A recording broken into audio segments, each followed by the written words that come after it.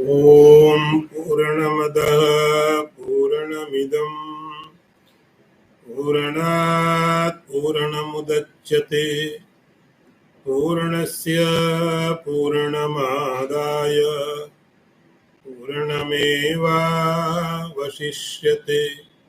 ॐ शान्ति शान्ति शान्तिः। शङ्करं शङ्कराचार्यं केशवं वादरायणं सूत्रभाष्यकृतौ वन्दे भगवन्तौ पुनः पुनः। ईश्वरो गुरुरात्मेति मूर्तिभेदविभागिने व्योमवद्व्याप्तदेहाय दक्षिणामूर्तये नमः। ओम शांति शांति शांति। शरीरस्यापि प्रारब्ध कल्पना भ्रांतिरेव हि। अध्यस्तस्य कुतः सत्त्वम् असत्त्वस्य कुतो जनि। अजातस्य कुतो नाशः प्रारब्धम असतः कुतः। अर्थ देखिए, और वास्तव में शरीर का भी प्रारब्ध मानना भ्रम ही है, क्योंकि वह तो स्वयं अध्यस्त है और अध्यस्त वस्तु की सत्ता ही कहाँ होती है, और जिसकी सत्ता ही ना हो उसका जन्म भी कहाँ से आया, और जिसका जन्म ही ना हो उसका नाश भी कैसे हो सकता है। इस प्रकार जो सर्वथा सत्ता शून्य है, इस शरीर का भी प्रारब्ध कैसे हो सकता है। एक बार मैं फिर अर्थ बताता हूं, आप अर्थ ठीक से समझ लीजिए। शरीरस्यापि प्रारब्ध कल्पना भ्रांति एवं। शरीर का प्रारब्ध है ऐसी कल्पना भी, ऐसा सोचना भी भ्रांति है, क्योंकि शरीर एक अध्यस्त है और अध्यस्त वस्तु की सत्ता नहीं होती है। जिसकी सत्ता ना हो उसका जन्म नहीं होता है, उसकी मृत्यु भी नहीं होती है। इस प्रकार सर्वथा सत्ता शून्य इस शरीर का भी प्रारब्ध कैसे हो सकता है।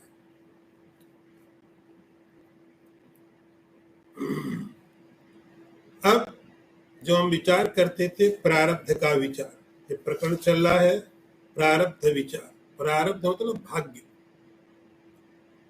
भाग्य के ऊपर में विचार करते हैं। अभी तक ये बात समझ में आई कि शरीर की जो भी स्थितियां हैं, शरीर की जो भी परिस्थितियां हैं, उनका एक ही आप समाधान कर सकते हैं और वो है प्रारब्ध। शरीर की जो कुछ भी मिल रहा है, एक ही उसकी व्याख्या हो सकती है, प्रारब्ध के कारण मिल रहा है। यही व्याख्या सब लोग समझाएंगे सभी धर्मों में। जो भी धर्म का मतलब है कि परलोक तो मानेगा, धर्म का अर्थ जीवात्मा को नित्य तो मानेगा, नहीं तो धर्म ही क्यों करेगा। तो हर एक धर्म, हर एक व्यवस्था, हर एक आध्यात्मिक सोच ये कहेगी कि शरीर का कारण प्रारब्ध है। यहां आकर के बात पूरी हो जाती है। सुख दुख हानि लाभ जन्म मृत्यु जो कुछ भी होता है शरीर के साथ, उसका एकमात्र कारण है प्रारब्ध, भाग्य। शंकराचार्य जी थोड़ा और आगे बढ़ करके कहने लगे वास्तव में ये बात ठीक है, इसका कोई विरोध नहीं है कि शरीर के साथ प्रारब्ध जुड़ा हुआ है, प्रारब्ध के अधीन शरीर है। लेकिन यदि आप वास्तव में सोचो तो आपके मालूम पड़ेगा कि ये शरीर प्रारब्ध की कल्पना भी कल्पना ही है, भ्रांति। शरीर के साथ में प्रारब्ध की कल्पना भी एक तरह की भ्रांति है, प्रारब्ध की कल्पना है। कल्पना हमेशा ही सब्जेक्टिव होती है। प्रारब्ध की कल्पना शरीर के साथ की गई। वास्तव में यदि आप सोचोगे तो शरीर के साथ प्रारब्ध का कोई संबंध नहीं है। ये बात आपको वेदांत को छोड़कर कहीं नहीं मिलेगी। शरीर के साथ प्रारब्ध का जो संबंध है वह भी झूठ है, भ्रांति है। कैसे भ्रांति है उसके लिए देखिए, अध्यस्तस्य कुतः सत्वम। पहली बात आप ये देखिए, आप जिसका प्रारब्ध देख रहे हैं, शरीर का प्रारब्ध, तो पहले आप ये देखो शरीर की सत्ता है कि नहीं है। शरीर के साथ हम प्रारब्ध को जोड़ते। प्रारब्ध माने भाग्य। किसका भाग्य? शरीर का। शरीर का भाग्य है, शरीर के भाग्य से ये सब चीजें मिलती है। अब आप पहले ये देखो शरीर की सत्ता है कि नहीं, शरीर एग्जिस्ट करता है कि नहीं करता। फिर आप विचार करना कि शरीर का प्रारब्ध है। तो पहले आप ये विचार करो शरीर की सत्ता है, शरीर है या नहीं है। उत्तर देते अध्यस्त। शरीर अध्यस्त। अध्यस्त का अर्थ होता है आपको मालूम, सुपर इम्पोज्ड है, नहीं मालूम पड़ता है।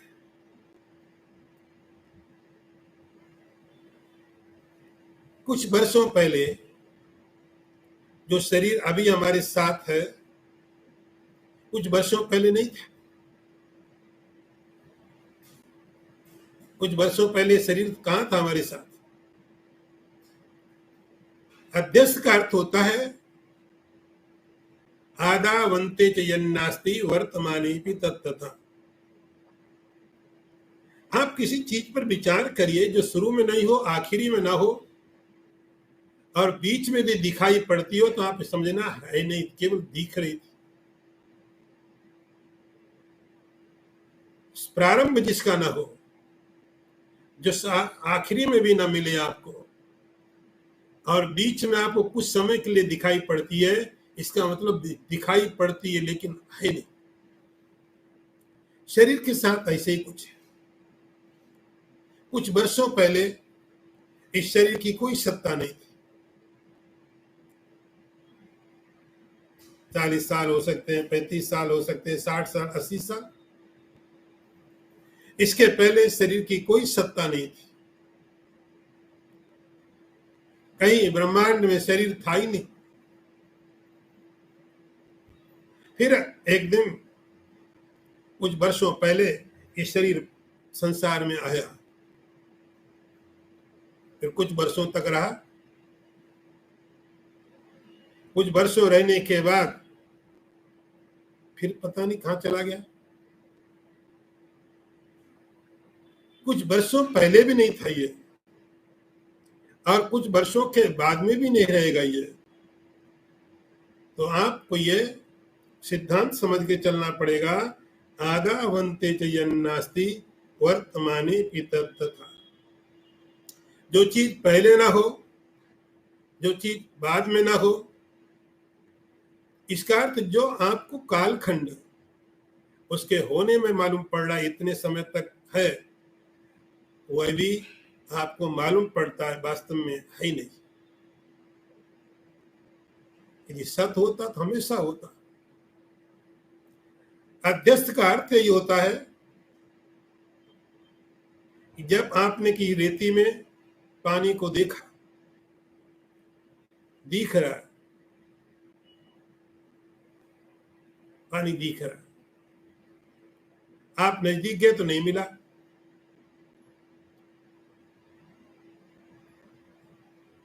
इसका अर्थ ये पहले भी नहीं था,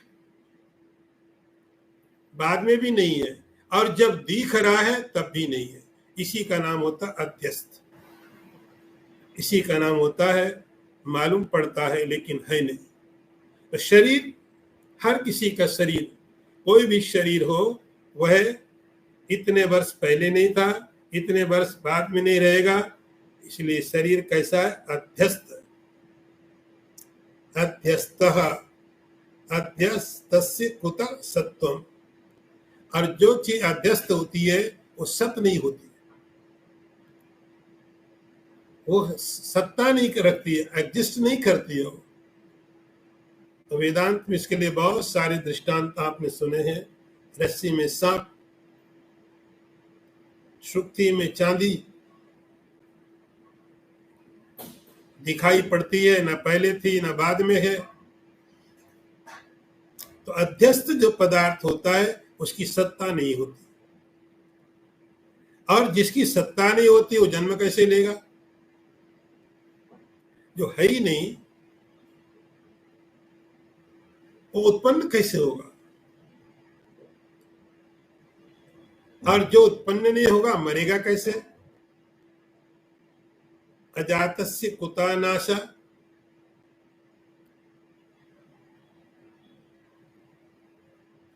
तो अब शरीर के साथ ये सिद्धांत आप समझ के चलेंगे कि पहले भी नहीं था, आदि में भी नहीं था, बाद में भी नहीं रहेगा, बीच में है। अब जो बीच में दिखाई पड़ने का टाइम है वो अपीयरेंस कितना भी ज्यादा आपको सॉलिड मालूम पड़े, कितना भी आपको मजबूत दिखाई पड़े, लेकिन आपको मालूम है कि केवल दिखाई पड़ता है ही नहीं। शरीर के साथ यही हो रहा है। शरीर अध्यस्त, जब सत्ता ही नहीं है तो आपको ये विचार नहीं करना कि कैसे पैदा हुआ, कैसे मरेगा। तो शरीर के साथ प्रारब्ध क्यों मारना पड़ता था? क्योंकि शरीर अमुक समय अमुक परिवार में जन्म लिया, कोई बहुत रिच फैमिली में जन्म ले लेता है, कोई गरीबों के यहाँ पैदा हो जाता है, कोई बीमार पैदा होता है, कोई निरोग पैदा होता है। तो बहुत सी चीजें ऐसी है जो बाई बर्थ मिलती है। बाई बर्थ का अर्थ आपने अभी कुछ किया नहीं था, बाई बर्थ मिला, जन्म के साथ ही मिल गया। अमीर हो गया कोई, जन्म के साथ गरीब हो गया कोई, ब्राह्मण हो गया कोई, वैश्य हो गया कोई, स्त्री हो गया कोई, पुरुष हो गया कोई, बुद्धिमान कोई नासमझ, कैसे हो गया? अब एक तरीका ढूंढते हैं, उसका अर्थ होता है प्रारब्ध। प्रारब्ध कब है? जब आप ये माने शरीर है। प्रारब्ध कब है? जब ये समझ में आए शरीर है, शरीर की सत्ता है। जब ये समझ में आएगा तब प्रारब्ध है। अब शरीर ही नहीं है, शरीर की प्रतीति असत, तो फिर प्रारब्ध क्यों चाहिए? प्रारब्धम असत कुतः, जो चीज है ही नहीं उसका प्रारब्ध, उसका भाग्य कैसे हो सकता है? इसलिए शरीर नहीं है, शरीर की सत्ता नहीं है, इसलिए शरीर का प्रारब्ध भी नहीं है। अब आप तीसरे लेवल में बात समझ गए कि कुछ लोग ऐसे हैं जो केवल पदार्थों को मानते हैं, पदार्थों को मानने के कारण आत्मा है नहीं, तो प्रारब्ध की कल्पना, उनका प्रारब्ध नहीं है, सब एक्सीडेंटल। दूसरे वे लोग हैं जो प्रारब्ध मानते हैं, जीवात्मा के साथ जोड़ते हैं, जीव का प्रारब्ध है, जीव अपना प्रारब्ध सुख और दुख भोगने आता है। ये बहुत बड़ी मान्यता है।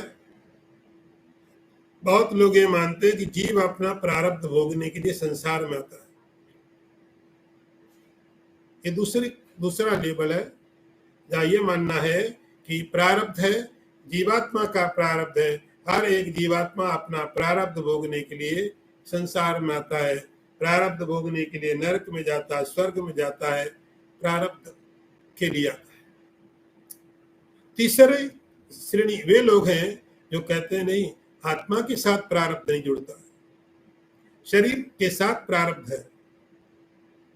आत्मा तो किसी प्रारब्ध के बंधन में हो नहीं सकता। तो प्रारब्ध माने भाग्य किसका? शरीर का। शरीर की परिस्थितियां होंगी प्रारब्ध के कारण। जन्म होगा प्रारब्ध से, किसका? शरीर का। मृत्यु होगी किसकी? शरीर की। आत्मा को क्या लेना देना प्रारब्ध से? इसलिए शरीर का संबंध प्रारब्ध से। आखिरी में ये जो अंतिम शंकराचार्य जी का उपदेश इस विषय में है प्रारब्ध के बारे में, वो कहते नहीं, शरीर का भी प्रारब्ध नहीं। वास्तव में यदि पूछो, यदि आप वास्तव में पूछो कि अल्टीमेटली ट्रुथ क्या है, तब प्रारब्ध के साथ शरीर का कोई संबंध नहीं है। कि शरीर यद्यस्त है, इसलिए उसके साथ प्रारब्ध भी नहीं है। अगला मंत्र देखिए। आगे के दो मंत्र इकट्ठे कर दिए हैं, तो हम दोनों इकट्ठे ही कर लेंगे। ज्ञानेन अज्ञान कार्यस्य समूलस्य लयो यदि तिष्ठत् अयं कथं देह इति शंकावतो जडान् समाधातुं बाह्य दृष्ट्या प्रारब्धं वदति श्रुतिः न तु देहादि सत्यत्व बोधनाय विपश्चितां यथा श्रुतेरभिप्राय परमार्थैक गोचरः।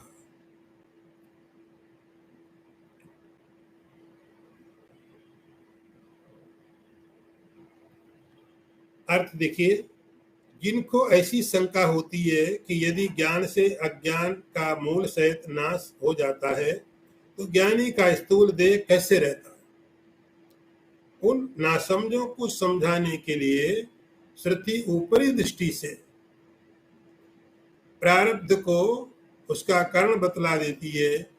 वह विद्वान को देह आदि का सत्यत्व समझाने के लिए ऐसा नहीं कहती है, क्योंकि श्रुति का अभिप्राय तो एकमात्र परमार्थ वस्तु का वर्णन करने में ही है।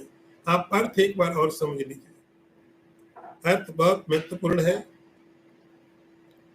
जिनको ऐसी शंका होती है कि यदि ज्ञान से अज्ञान का मूल सहित नाश हो जाता है तो ज्ञानी का ये स्थूल देह कैसे रहता है, उन मूर्खों को समझाने के लिए श्रुति ऊपरी दृष्टि से व्यवहार सत्ता को लेकर प्रारब्ध को उसका कारण बतला देती है।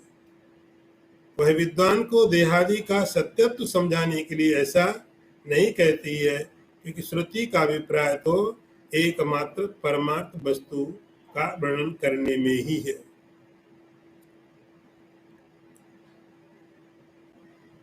अब सवाल हुआ कि प्रारब्ध का संबंध शरीर से नहीं है, प्रारब्ध है ही नहीं, क्योंकि शरीर नहीं है। तो यहाँ कुछ प्रश्न उठा कि कुछ लोग ऐसे हैं जिन्होंने कहा यह बात तो श्रुति में, वेदों में लिखी हुई है। प्रारब्ध के बारे में तो भगवती श्रुति भी स्वयं साक्षात कहती है, न तस्य प्राणा उत्क्रामंती। भगवती श्रुति भी कहती है उसका प्रारब्ध है। आप कहते हैं प्रारब्ध नहीं है। तो इस बात को समझाने के लिए शंकराचार्य जी बोलते हैं कि देखो, ज्ञानेन अज्ञान कार्यस्य समूलस्य लयो यदि, एक सिद्धांत है जो आपने पहले पढ़ा है कई बार, गीता में भी, ज्ञानाग्नि सर्व कर्माणि भस्मसात् कुरुते, कि जैसे किसी को आत्मज्ञान होता है, आत्मबोध होता है, उसके समस्त कर्म समाप्त हो जाते हैं। ज्ञानाग्नि सर्व कर्माणि, सर्व का मतलब पूरे। तो ज्ञानाग्नि जैसे ही ज्ञान हुआ, रियलाइजेशन उसको हुआ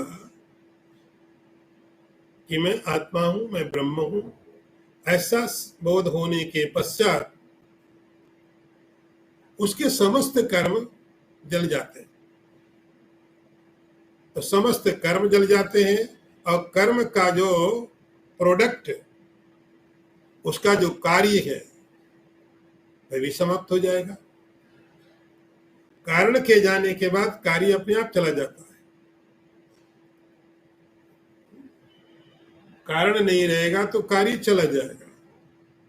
तो कार्य शरीर है,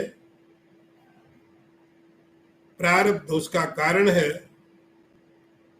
लेकिन भगवती श्रुति कहती है जब किसी को आत्मज्ञान होता है, आत्मबोध होता है, तब उसके सारे के सारे कर्म समाप्त हो जाते हैं।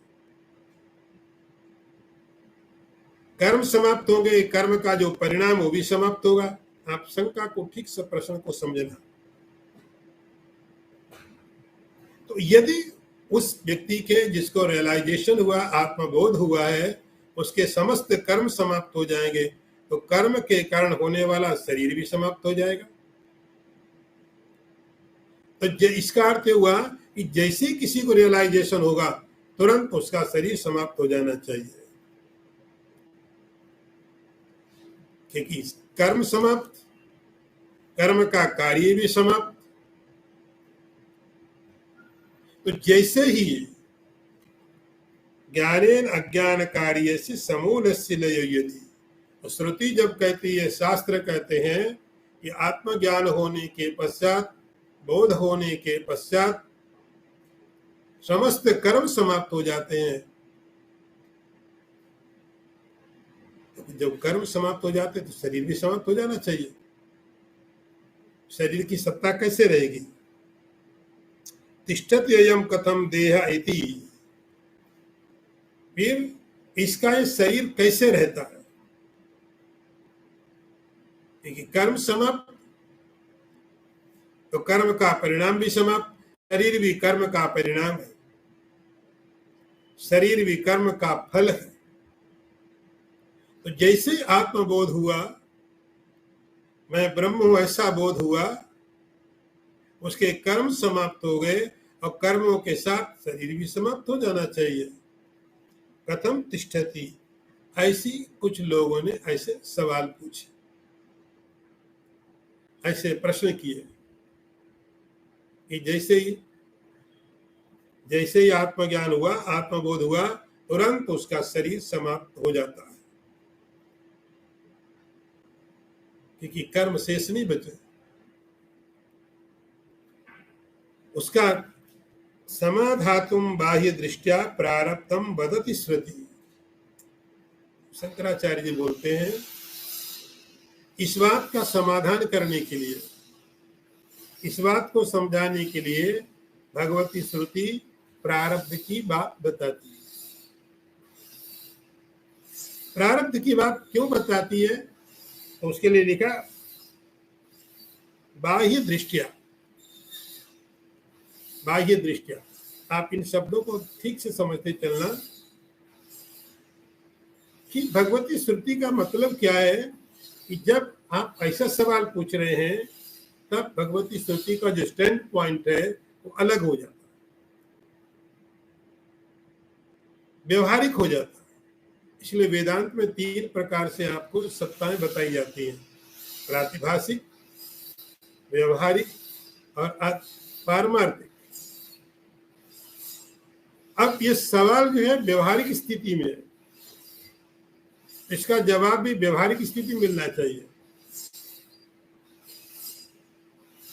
व्यवहारिक स्थिति का सवाल है तो व्यवहारिक स्थिति में उसका उत्तर होना चाहिए।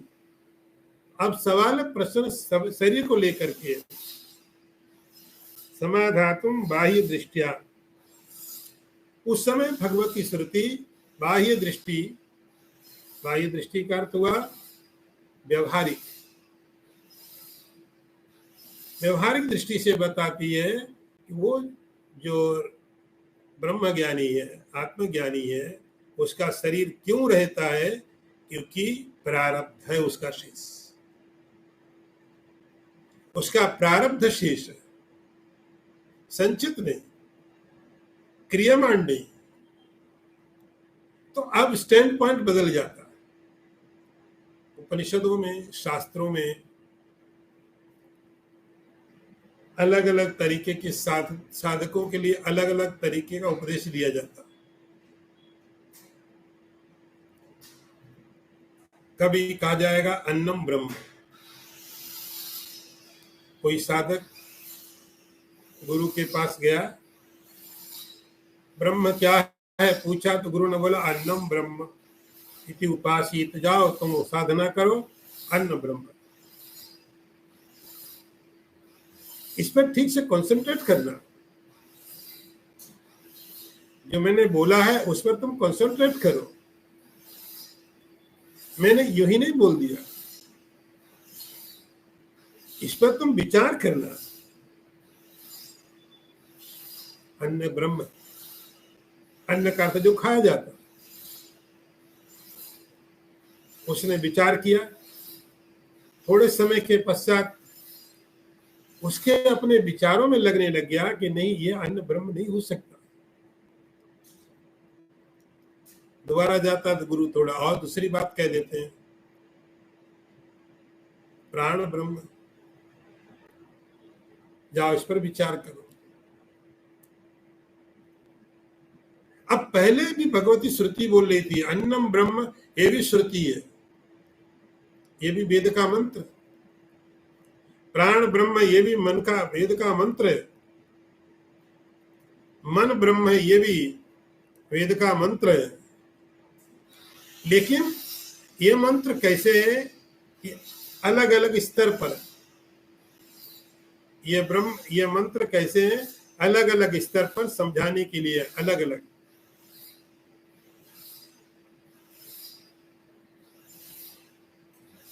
ये मंत्र केवल बाह्य दृष्टि का अर्थ बताते हैं कि पहले आपने जो समझा है आप थोड़ा उसको और ठीक से समझो, थोड़ा एक स्टेप आगे लो। फिर एक स्टेप आगे लोगे तो आप कम से कम वही पहुंच पाओगे जो आप अभी समझ रहे थे। उसके नजदीक वाला कुछ समझो, थोड़ा एडवांस समझ में आएगा, थोड़ा एडवांस। तो थोड़ा एडवांस भी आप समझ गए, उस पर कंसंट्रेट करोगे, वो भी व्यर्थ हो जाएगा। फिर थोड़ा और आगे बढ़ो, वो भी व्यर्थ हो जाएगा। यह शंकराचार्य जी बोलते हैं श्रुतेर अभिप्राय परमार्थिक गोचरा। इस तरह से स्टेप बाय स्टेप ये वेद शास्त्र आपको कहाँ ले जाते हैं, परमार्थ में लेके जाते हैं। परमार्थ में इसका अंतिम उद्देश्य क्या है, परम अर्थ, वास्तव में जो चीज है, ये वास्तविकता जो है, परम अर्थ, एब्सोल्यूट ट्रुथ जो है, उसमें लेके जाते हैं। लेकिन उसमें ले जाने के पहले भगवती श्रुति कई स्टेप्स लेकर के बताती है, ये बात है, ये है, ये है, और उनका आप विचार खुद करिए। तो भगवती श्रुति क्या है, श्रुतेर अभिप्राय परमार्थिक गोचरा। तो ये बात आप हमेशा ध्यान में रखना कि कोई भी शास्त्र शरीर के लिए नहीं है, कोई भी शास्त्र मन के लिए नहीं है, कोई भी शास्त्र जीवात्मा के लिए नहीं है। सभी शास्त्रों की कोशिश है आपको शुद्ध जो कॉन्शियसनेस है, प्योर जो कॉन्शियसनेस है, शुद्ध जो चैतन्य है, उसके बारे में बताए और वहां तक लेके जाए। शरीर के बारे में बताना पड़ता है क्योंकि हम शरीर में हैं, हम जहां हैं वहां से उठाने के लिए भगवती श्रुति शरीर के बारे में बताती है। लेकिन उसका उद्देश्य शरीर पर नहीं है, उसका उद्देश्य मन नहीं है।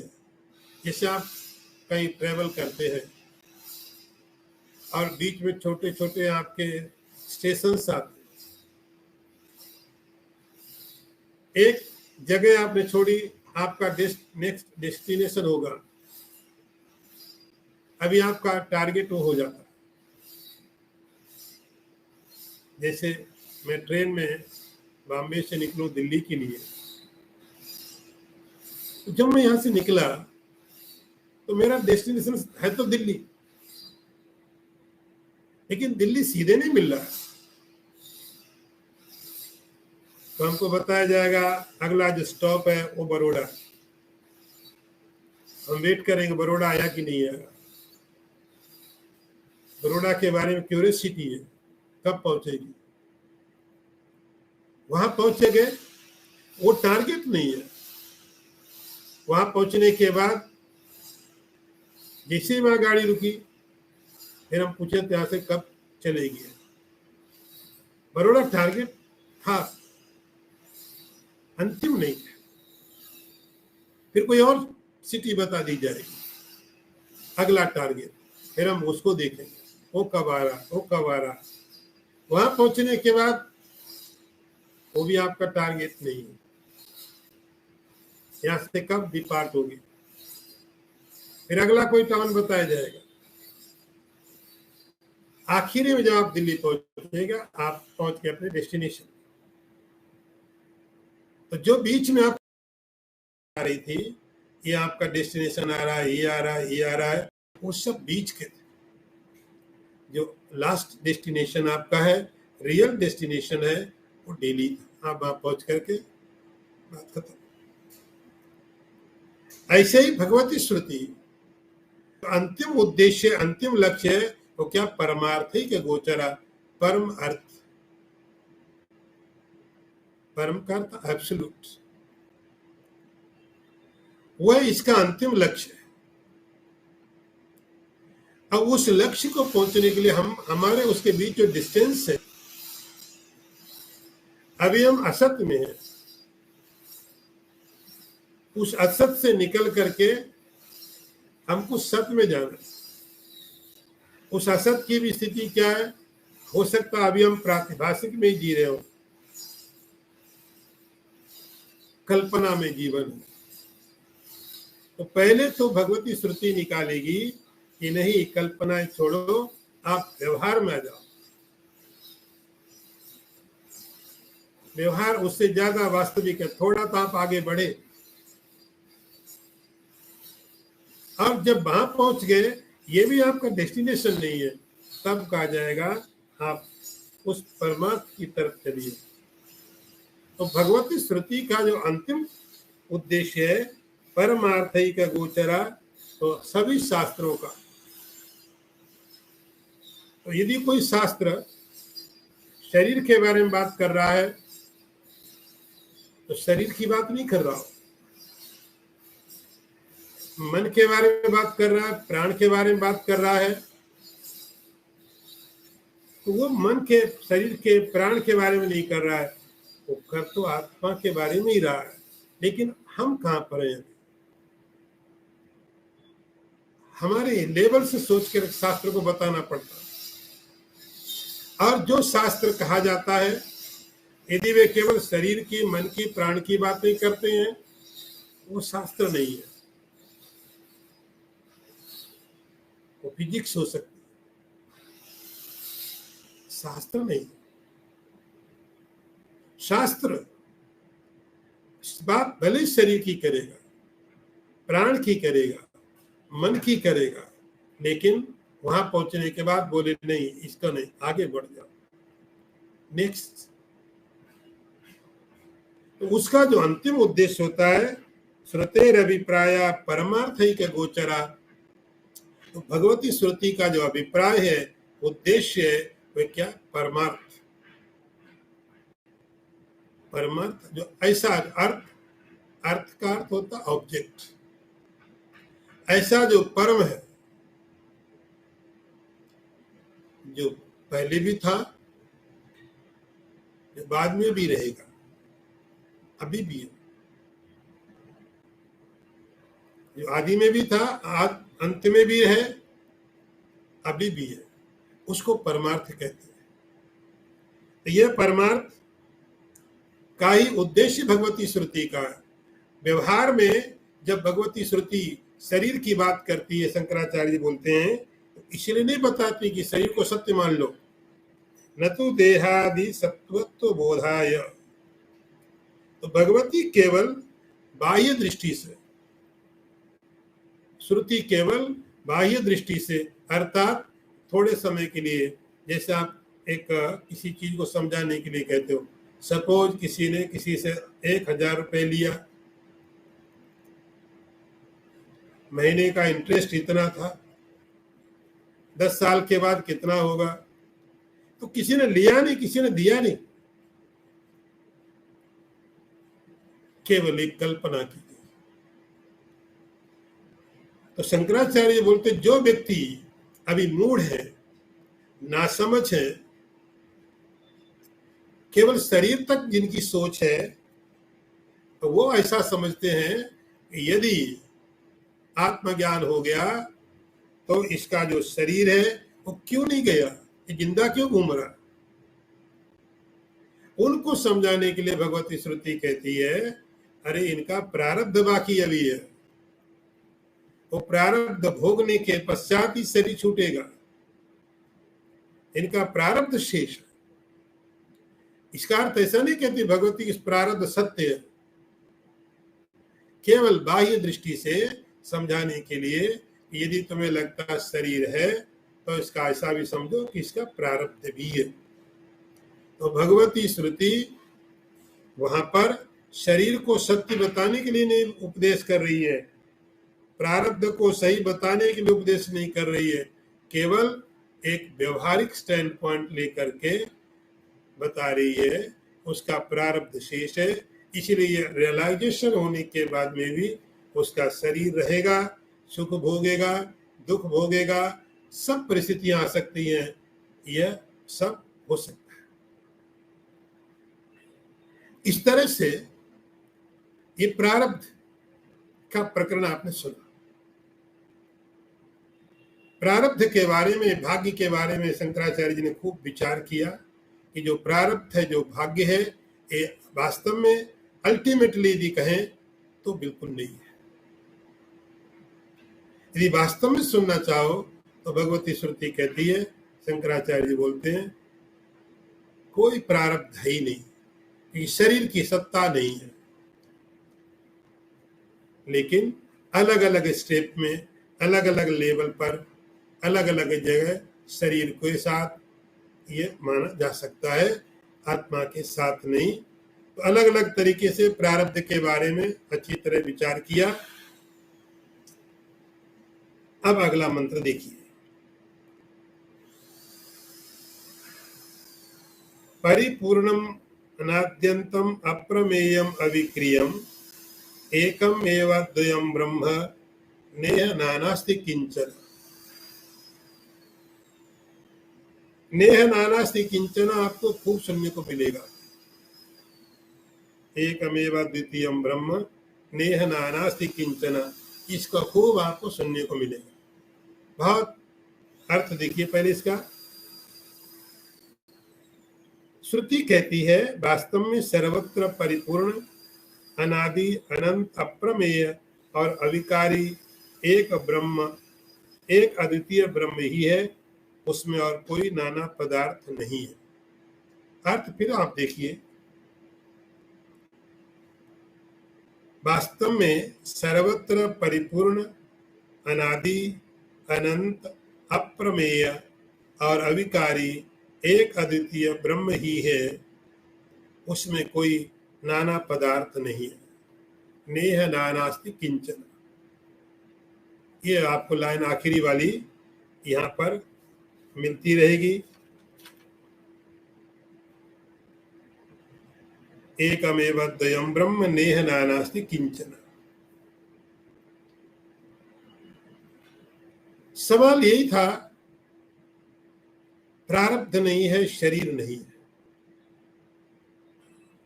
पिछले प्रकरण में आपने ये पढ़ा, प्रारब्ध नहीं है, शरीर नहीं है, असत है, अध्यस्त है। तो सत क्या है? जो है परमार्थ में वो है क्या? प्रारब्ध पर विचार कर लिया, प्रारब्ध नहीं है, झूठ है, क्योंकि शरीर नहीं है, इसलिए प्रारब्ध भी नहीं है। तो सत क्या है? उसका उत्तर है एकमेव अद्वयम ब्रह्म नेह नानास्ति किंचन। ये लाइन उत्तर है, ये लाइन रिप्लाई है।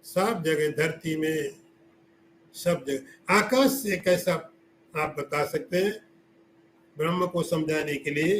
परिपूर्णम, पूर्ण, ऐसा पूर्ण है उसके बीच में कोई स्पेस नहीं, उसके बीच कोई घुस नहीं सकता, आकाश भी नहीं। जो आकाश सब जगह घुसता घूमता है, लेकिन वो ब्रह्म के अंदर इस आकाश का भी कोई स्थान नहीं है। परिपूर्णम, अनादि है। आप कितनी भी कल्पना कर लो कब से होगा, कब से हो सकता है? केवल बुद्धि की कल्पना कर सकते हैं। सृष्टि के प्रारंभ में सृष्टा ब्रह्मा जी थे। फिर आपके मन में विचार आएगा ब्रह्मा जी को किसने बनाया? आप कोई स्टोरी कहीं पढ़ के आए होंगे, आपको पता चलेगा ब्रह्मा जी को विष्णु जी ने बना दिया।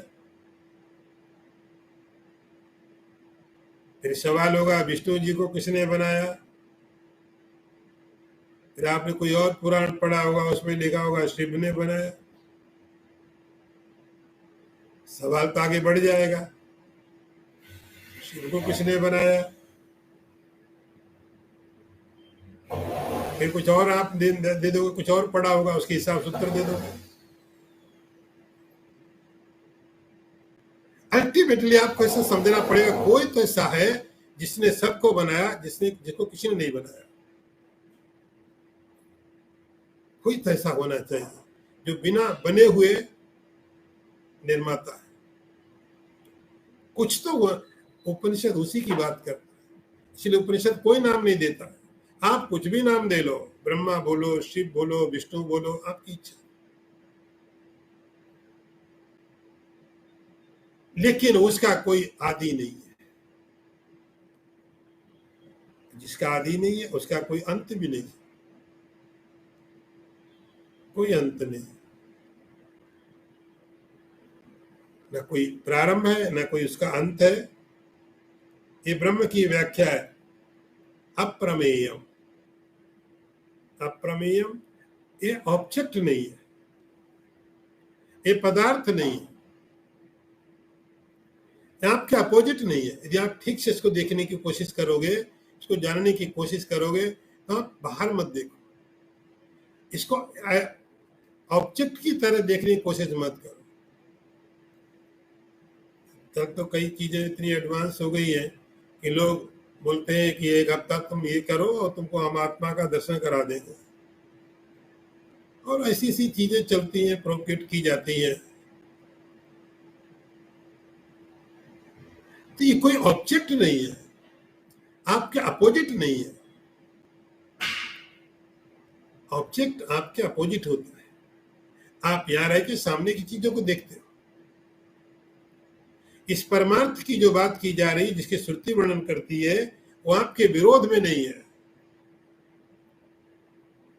अप्रमेयम, कितनी भी कोशिश कर लो, कितने भी यंत्र लगा लो, कितना भी तरीका अपना लो, आप बाहर ढूंढने के लिए, बाहर घूमने के लिए, अपने अपोजिट देखने के लिए कभी सफल नहीं हो, क्योंकि वो स्वभाव ही नहीं है, वो नेचर ही नहीं है उसका, उसका स्वभाव नहीं। तो ऑब्जेक्ट ना होना, पदार्थ ना होना उसका स्वभाव है, वो सब्जेक्ट है।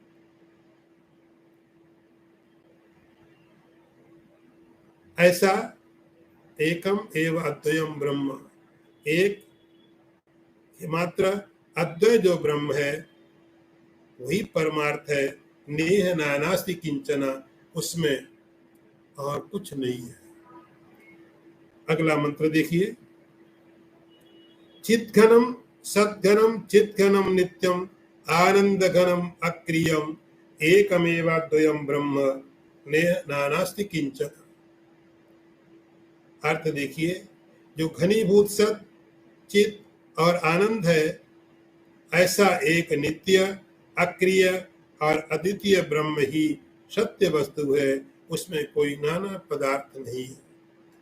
आखिरी जो लाइन होगी दूसरी वाली, एकमेव अद्वयम ब्रह्म नेह नानास्ति किंचन, ये रिपीट होती रहेगी।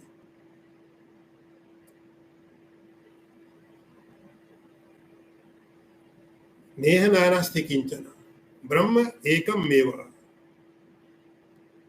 सद्घनम चिद्घनम। उसी की थोड़ी और बताने की कोशिश करते हैं उस ब्रह्म को ही। वह कैसा? सद्घन, चिद्घन और आनंद घन। सद्घन, चिद्घन, आनंद घन। आपको इसको सच्चिदानंद शब्द तो आप जानते हो, आपको पता है 3 शब्द, एक शब्द, 3 भी समझ सकते हो, एक भी समझ सकते हो, सद चिद आनंद या सच्चिदानंद। उसमें यहां पर घन लगा दिया, सद्घन, चिद्घन और आनंद घन। एक घन क्या है? आप घन समझ जाएंगे, सारी बात यहाँ की समझ में आ जाएगी। घन का अर्थ होता है जैसे आप बर्फ को देखते हैं,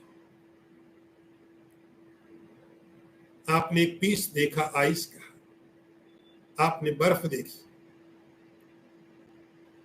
बर्फ का बहुत बड़ा पहाड़ भी हो सकता है, छोटा सा टुकड़ा हो सकता है। अब वो जो आइस का पीस है या आइस का एक माउंटेन है पूरा, अब उसको देख करके आपको ये मालूम है दिखती तो बर्फ है, लेकिन क्या है? केवल पानी है। पानी दिख नहीं रहा है, एक शेप दिख रहा है। कलर भी कई बार उसके बर्फ के अलग अलग देखे आपने, अलग अलग उसमें कलर भी हो सकते हैं, व्हाइट भी है, बाद में वो कलर धीरे धीरे धीरे धीरे चेंज होकर ब्लू हो जाता है। तो बहुत वर्षों तक आइस पड़ी रहे, ग्लेशियर पड़ा रहे, वो नीला पड़ जाता है, वर्षों तक पड़ा रहे, कलर भी चेंज हो गया, आकार भी वहां पर है, कलर भी है, आपने एक नाम भी दे दिया उसको, लेकिन आपको ये पता है ये पानी ही है।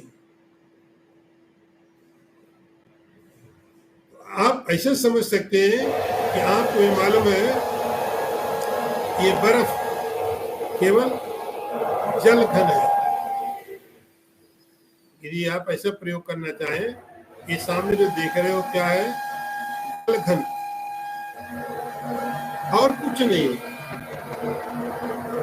धीरे धीरे धीरे धीरे इसका आकार चला जाएगा, इसका कलर चला जाएगा, केवल इसमें बचेगा क्या? पानी।